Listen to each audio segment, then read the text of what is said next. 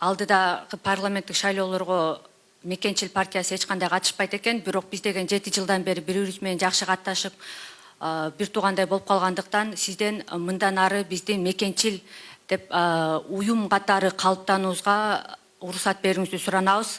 Мекенчил партиясын жергиликтүү шайлоолорго катышпайт деп чечтим, катыштырбайын деп. Анткени баягы кандайдыр бир катышкандан кийин баары бир кандайдыр бир деңгээлде жергиликтүү бийликтин башчылары иштей берет да. Айтпасаң да, кайра тескери айтып иштебе десең дагы баягы иштей берет да. Ошон үчүн мына ушул администрациялык ресурстар колдонулду деген сөздөн алыс бололу деп, мурункулардын катасын кайталабайлы деп, ошон үчүн катышпайт деп чечтим. Парламенттик шайлоого дагы катыштырбайбыз. Мындан ары шайлоолор таза болот. Мурункудай административдик ресурстар да колдонулбайт, сатып алуулар да болбойт. Мына бул шайлоону өзүңүздөр көрдүңүздөр. Эми жергиликтүү шайлоодагы, анан жогорку кеңешке боло турган шайлоодагы так ошондой таза өтөт. Бизде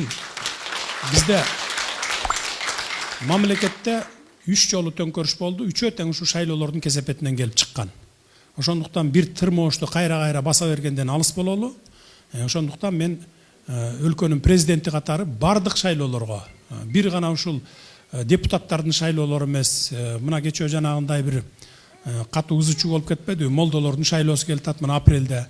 Бардыгын ушу таза, эл, көпчүлүк кимди кааласа, ошол келип, ошол шайланган жерге отурушун камсыз кылабыз. Бул мамлекеттин түздөн түз милдети болуш керек. Мындан ары шайлоолордон ызычуу чыкпаш керек. Мына ушул максатта мен катыштырбайт деп чечтим. Ал эми ким болбосун шайланып келсе, биз ошо кыргыз жараны болсо, Кыргызстандын жараны болсо, атуулуу болсо, биз бардыгы менен иштешкенге даярбыз. Мына бүгүн деле иштешип атабыз, мындан ары деле иштешип кете беребиз, тил табышабыз. Анткени бардыгыбыз деле өзүбүздү Мекенчил деп сезген Кыргызстандын жараныбыз. Оппозиция болобу, позициясы болобу, ошондой болот. Ал эми уюм катары катталып иштесеңиздер, ал өзүңүздөрдүн ишиңиздер. Мен уруксат берем, ага эч кандай каршылык жок. Чоң рахмат.